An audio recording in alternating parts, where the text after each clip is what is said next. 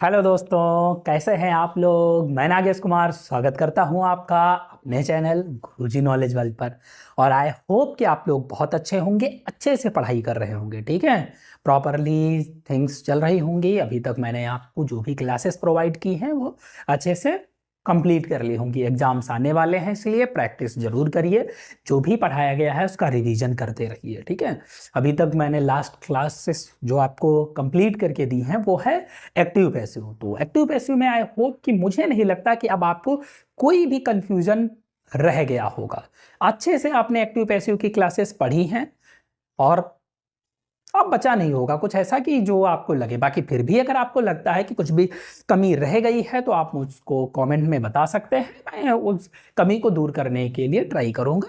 ठीक है, क्लासेस उसके लिए भी प्रोवाइड करूंगा। कोई भी कंफ्यूजन, कोई भी क्वेश्चन रह जाता है आपका प्रैक्टिस करने में, कुछ नहीं समझ में आता है, तो मुझको आप कमेंट कर सकते हैं या मुझको डायरेक्टली मैसेज कर सकते हैं। ठीक है, अब इसके बाद में एक्टिव पैसिव के बाद में नेक्स्ट पार्ट में स्टार्ट करने जा रहा हूं नरेशन।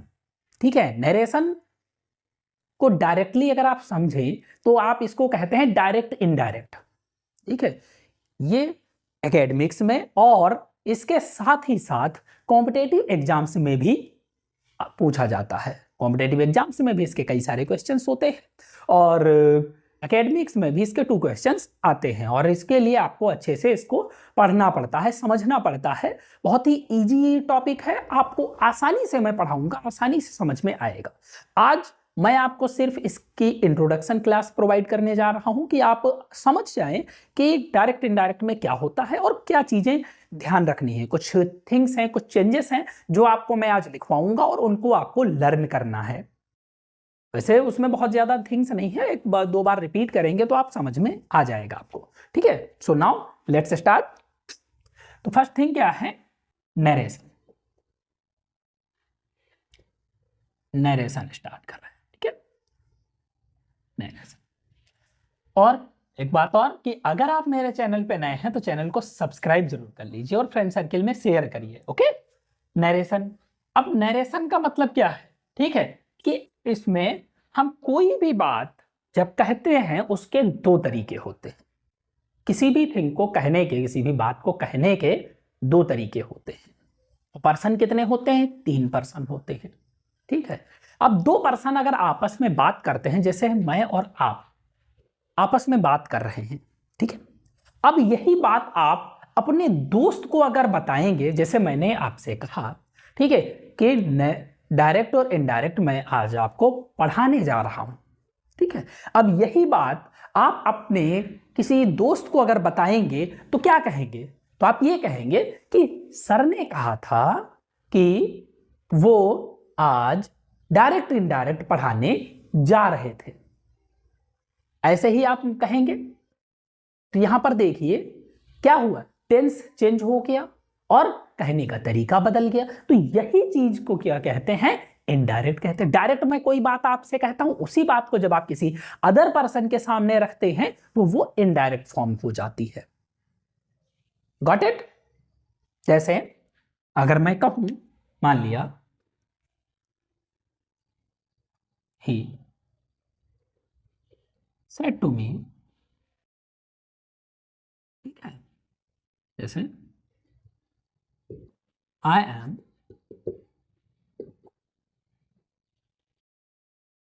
Going to school. ठीक है, अब ये बात उसने सीधे कही, ठीक है, मुझसे कि मैं स्कूल जा रहा हूं। ये सीधी सी बात है। ये इसको क्या कहेंगे? ये है डायरेक्ट फॉर्म। क्या है ये? डायरेक्ट। ये डायरेक्ट सेंटेंस है। ठीक, अब इसी बात को अगर मैं कहूं, ठीक है, किसी अदर पर्सन से, तो क्या कहूंगा? मैं ऐसे कहूंगा कि ही सेड टू।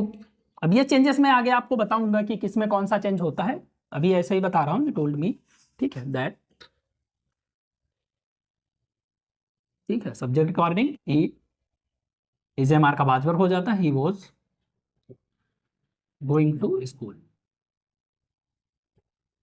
ये चेंज मैं पूरा आपको पढ़ाऊंगा कि ये कैसे हुआ। ठीक है, तो अब इसी बात को मैंने क्या कहा कि वो उसने मुझसे कहा था कि वह स्कूल जा रहा था, बदल गया। तो इस फॉर्म को हम क्या कहते हैं? ये होती है इनडायरेक्ट। ये क्या है? इनडायरेक्ट फॉर्म है। जब ये सीधे, इसने डायरेक्ट मुझसे कहा, मैंने उसकी बात को किसी अदर पर्सन से कहा, तो फॉर्म बदल गई। तो डायरेक्ट में डायरेक्टली हम आपस में बात करते हैं, और इनडायरेक्ट का मतलब होता है जब एक दूसरे की कही गई बात को किसी तीसरे पर्सन से कहते हैं तो वो इनडायरेक्ट होता है। समझ में आया कि डायरेक्ट और इनडायरेक्ट क्या होता है। अब इसमें कुछ चीजें जो हैं, कुछ रूल्स हैं, कुछ इंपॉर्टेंट पॉइंट्स हैं, वो क्या क्या है। इंपॉर्टेंट पॉइंट्स क्या है कि ये इस पार्ट में ये जो वर्ब होती है ये, ठीक है, इस वर्ब को हम कहते हैं रिपोर्टिंग वर्ब। क्या कहेंगे? इसको कहते हैं रिपोर्टिंग वर्ब। ठीक, फर्स्ट थिंग तो ये क्या हो गई? रिपोर्टिंग वर्ब होती है। सेकंड, उसके बाद में क्या है?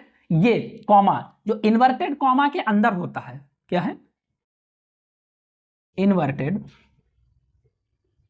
ठीक है, कॉमा के अंदर जो भी सेंटेंस लिखा हुआ है उसको हम क्या कहते हैं? इसके अंडर सेंटेंस को हम बोलते हैं रिपोर्टेड स्पीच। क्या बोलते हैं? रिपोर्टेड स्पीच बोलते हैं। और रिपोर्टेड स्पीच हमेशा किसके अंडर में होगा? इन्वर्टेड कॉमा के अंडर में होगा। ये इन्वर्टेड कॉमा हो गया, यानी जो भी रिपोर्टेड स्पीच लिखी होगी वो हमेशा इन्वर्टेड कॉमा में होगी। ये किसमें? ये डायरेक्ट में। और वही हम जब चेंज करेंगे तो इनडायरेक्ट में इन्वर्टेड कॉमा हट जाते हैं, इन्वर्टेड कॉमा का यूज नहीं किया जाता, और कॉमा और इन्वर्टेड कॉमा के जगह प्लेस पे किसी ना किसी कंजक्शन का यूज किया जाता है। ठीक है, इतनी सी बात समझ में आई? Okay, clear? तो ये रिपोर्टिंग वर्ब है, ये रिपोर्टेड स्पीच है। रिपोर्टेड स्पीच हमेशा इन्वर्टेड कॉमा में आएगा, लेकिन जब इनडायरेक्ट बनाएंगे तो चेंज हो जाएगा, यहां पर इसकी वर्ब भी चेंज हो जाती है। ठीक, क्लियर? ये समझ में आया? अब इसके बाद में अगली बात समझिए कि इसके टाइप क्या होते हैं। ठीक है, टाइप्स, कितने टाइप्स के आप बनाएंगे डायरेक्ट इनडायरेक्ट? तो पहला होता है असर्टिव। क्या होता है? असर्टिव। और असर्टिव में ही आपका पॉजिटिव एंड नेगेटिव दोनों आ जाते हैं। पॉजिटिव और नेगेटिव दोनों सेंटेंसेस आपके असर्टिव में ही आते हैं। असर्टिव का मतलब ही होता है पॉजिटिव एंड नेगेटिव। सेकंड है आपका इंट्रोगेटिव।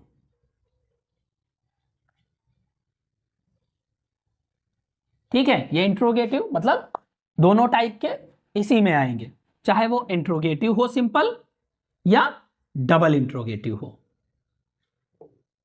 डबल इंट्रोगेटिव दोनों इसी में आ जाते हैं। ओके, थर्ड होता है इंपरेटिव। क्या होता है? इंपरेटिव सेंटेंसेस इसका बनता है। और फोर्थ आता है ऑप्टेटिव। ऑप्टेटिव, ऑप्टेटिव मतलब जो हम विश करते हैं, ठीक है, happy Diwali, happy birthday, congratulations, ऐसी विशेष जो होती हैं वो ऑप्टेटिव में आती है। ओके, तो ये 4 टाइप के डायरेक्ट इनडायरेक्ट होते हैं, ऐसे सेंटेंसेस जिनका हम इनडायरेक्ट बनाते हैं। Got it? क्लियर? चाहे तो स्क्रीनशॉट ले सकते हैं। ओके, आगे देखिए, समझ में आया?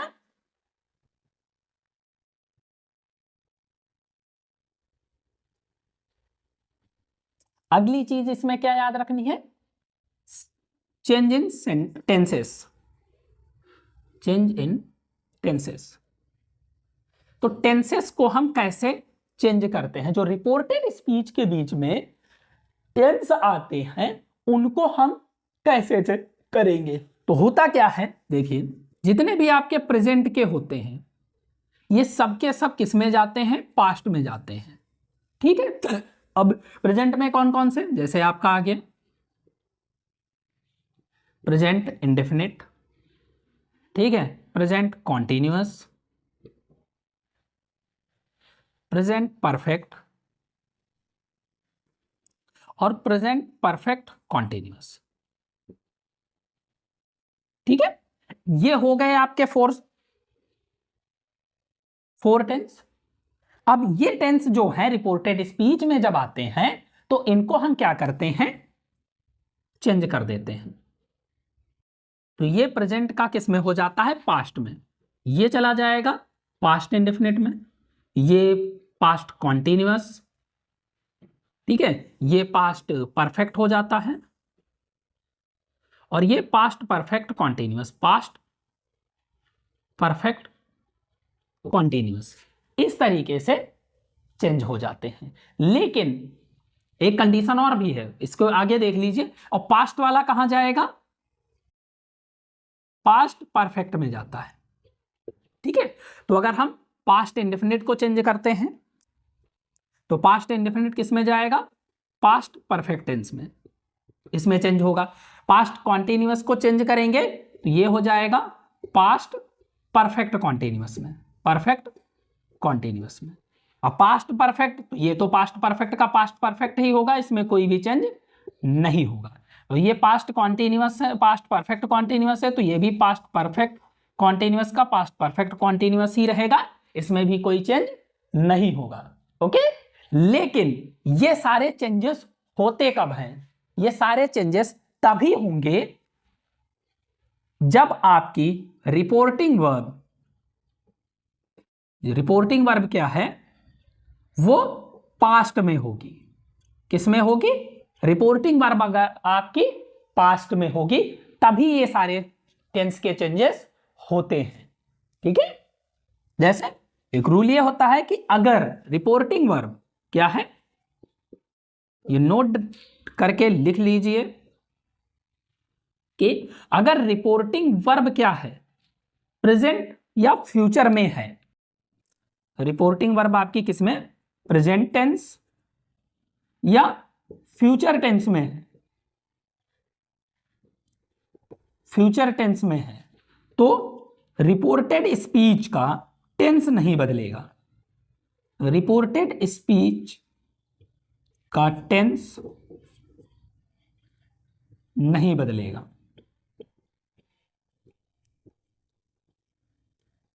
ठीक है।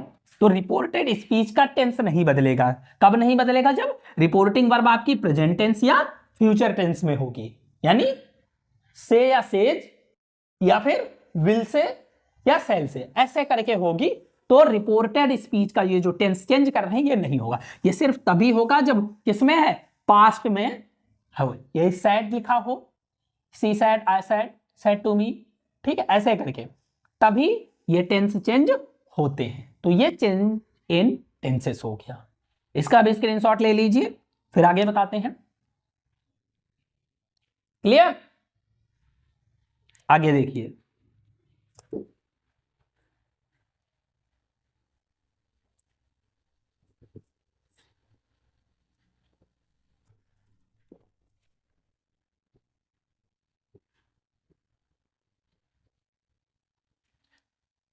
नेक्स्ट है चेंज इन प्रोनाउन।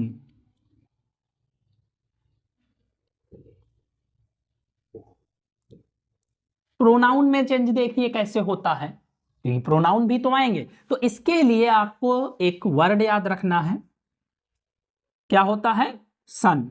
ये सन रूल याद रखना है। ये एस क्या है, ये सब्जेक्ट है, ये ऑब्जेक्ट है, ये नो चेंज है। तो ये क्या होता है, 1 2 3, यानी सब्जेक्ट जो है, ठीक है, अगर फर्स्ट पर्सन आता है तो वो सब्जेक्ट के अकॉर्डिंग चेंज होगा। ये क्या है, फर्स्ट, ये पर्सन है और ये सब्जेक्ट है, सब्जेक्ट है, ये ऑब्जेक्ट है और ये नो चेंज, ठीक है। तो ये क्या है, फर्स्ट पर्सन। अगर कोई भी फर्स्ट पर्सन दिया हुआ है, फर्स्ट पर्सन में क्या आते हैं, आई या वी दिया हुआ है, तो वो किसके अकॉर्डिंग चेंज होगा, सब्जेक्ट के अकॉर्डिंग। सेकंड पर्सन यानी यू, सेकंड पर्सन क्या होता है, यू, अगर से यू दिया हुआ है तो वो किसके अकॉर्डिंग चेंज होगा, ऑब्जेक्ट के अकॉर्डिंग। लेकिन अगर थर्ड पर्सन दिया हुआ है, थर्ड पर्सन कौन कौन से होते हैं, ही, सी, इट या दे, ठीक है। बाकी अगर कोई नेम दिया है तो नेम तो पता है आपको, नाम तो नाम ही रहेगा, तो इनमें कोई चेंज नहीं होता है, नो चेंज, ठीक है। आई होप कि ये समझ में आया होगा। फिर से बताता हूं कि ये सन रूल याद रखना है, SON, और ये 1 2 3, अगर फर्स्ट पर्सन दिया हुआ है तो वो सब्जेक्ट के अकॉर्डिंग चेंज होगा, सेकेंड पर्सन दिया है तो वो ऑब्जेक्ट के अकॉर्डिंग चेंज होगा, और अगर थर्ड पर्सन दिया हुआ है तो वो उसमें कोई चेंज नहीं होता है। ठीक है, ये किसमें? रिपोर्टेड स्पीच में। कहां की बात कर रहे हैं? रिपोर्टेड स्पीच में जो भी टेंस दिया होगा, सेंटेंस दिया होगा, उसमें फर्स्ट पर्सन तो according to subject, second person according to object, and if there are some other person means third person, so there is no need to change. Okay, तो ये हो गया चेंज इन प्रोनाउन। ऐसे हम pronoun को change करते हैं। Clear? अगला देखिए,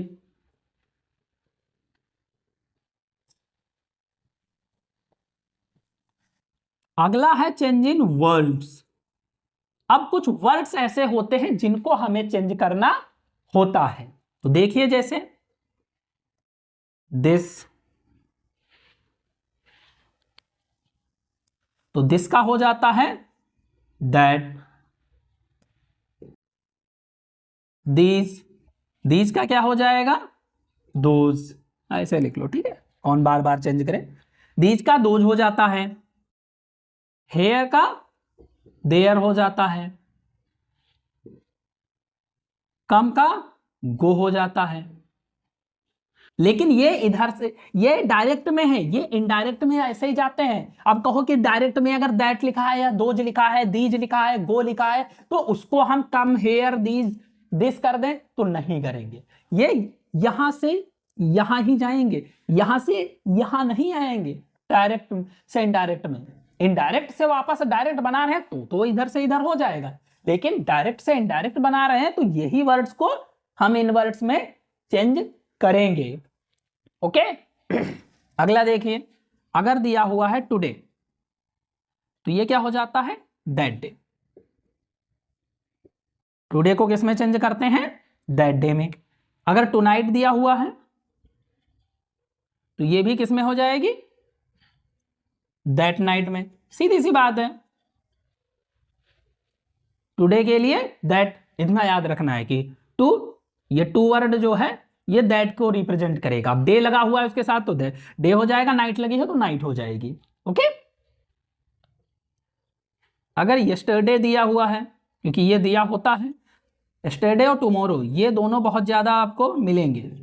ठीक है, तो यस्टरडे क्या होता है? The previous day, previous day. ठीक है, और टुमारो का क्या हो जाएगा? The next day. या फिर दूसरा इसका और भी होता है चेंज।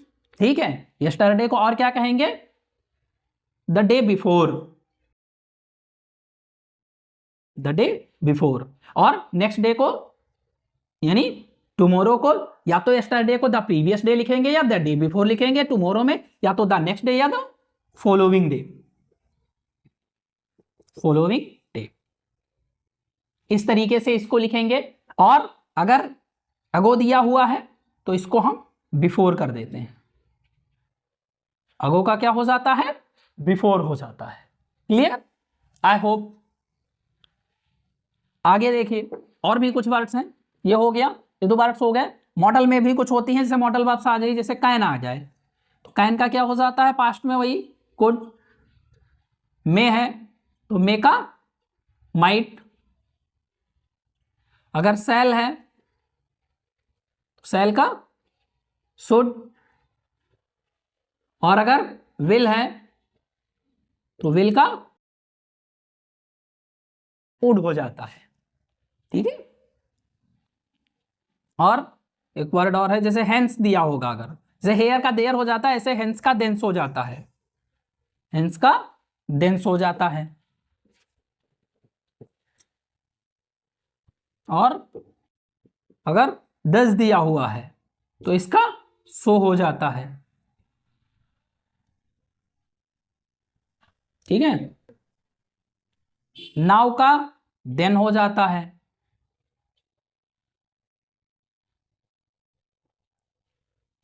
ओके, तो ऐसे करके बहुत सारे वर्ड्स होते हैं जिनका आप क्या करते हैं,